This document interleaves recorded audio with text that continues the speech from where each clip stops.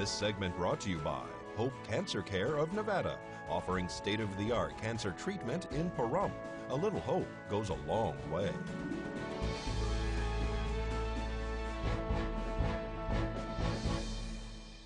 A local kennel's chicken coop caught fire last night near the west side of Pahrump. Fire Chief Scott Lewis gives an update on the Jayco structure fire. Last evening, we were dispatched for a report of a structure fire. The initial report was that the main residence side of it was on fire. That remained the precedence as we have responded to the incident. It was also reported that there was numerous exposures, that there was threatening the horses on the property, and there was dogs running loose on the property. The other thing, too, there was also a report of an exploding tractor. As we arrived on location, we found the fire sandwiched between two properties and was enclosed within a perimeter fence. So immediate access was difficult, but we were able, as we were doing a 360 around the property, engage in a conversation with someone on the property who told us the best access. When we did, in fact, access the property, we found that the primary dwelling was not involved in fire, that there were some exposures. However, there was not an exploding tractor. The horses were in a safe position. There were no dogs running loose on the property. Based on an initial report, I actually had requested animal control respond as well. So we were able to cancel them. The fire ended up being probably about a 200 square foot structure that was used to house the chickens that the family had raised. And the immediate cause is thought to be the heat lamp that was placed there to warm up the chicks due to the cold temperatures last evening. There's nothing other than an accidental fire.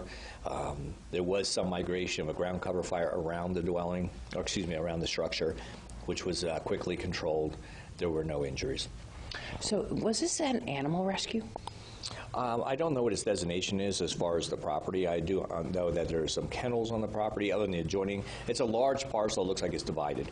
And so there was a business sign there, but I don't know it to be an actual sanctuary or rescue or anything along those lines. I'm assuming that at this point the chickens did not survive? There was thoughts, and I don't know for certain, that some of them may have escaped and gone out into the main area where the horses were. And I did have observed some chickens out in that area, so I don't have an actual count. And then no injuries as far as fire personnel or the occupants inside the main structure? That's correct. All right. Well, a driver chasing a sexual assault suspect was arrested after he crashed his car. Additional information has been released regarding an arrest of Jeffrey Fonseca Gomez in relation to an accident that occurred on February 12th on Highway 372 and Linda Street, resulting in the arrest of an individual by the name of Miles Samland. According to police, Samland was taken into custody after a single vehicle rollover occurred in the early morning hours on Highway 372 and Linda Street. Samland was arrested for DUI, driving without a driver's license, and failure to maintain a travel lane. Nye County Sheriff's deputies and Pahrump Valley Fire and Rescue arrived on scene and found Samland with a vehicle that was rolled over an unknown number of times.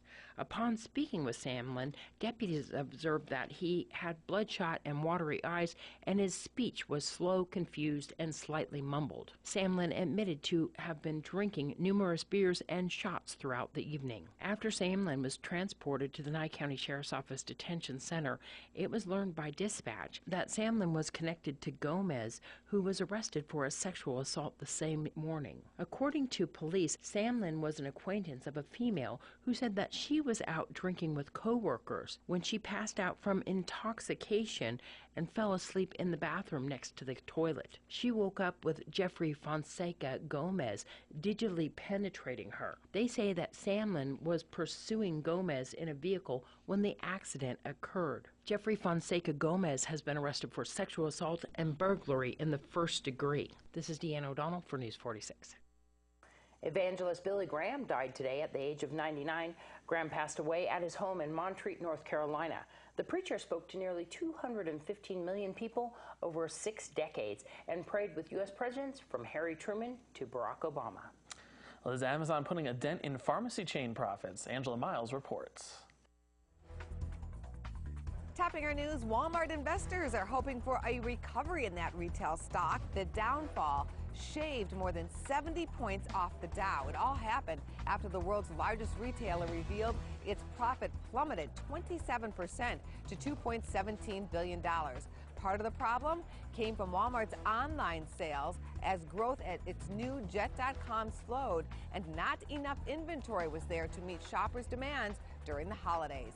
Home Depot nailed it on earnings and on sales. Both came in better than expected.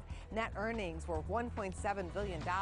Home Depot also pounded out a financial future that topped estimates. Starting this month, Home Depot will set up kiosks to sell solar panels from Tesla.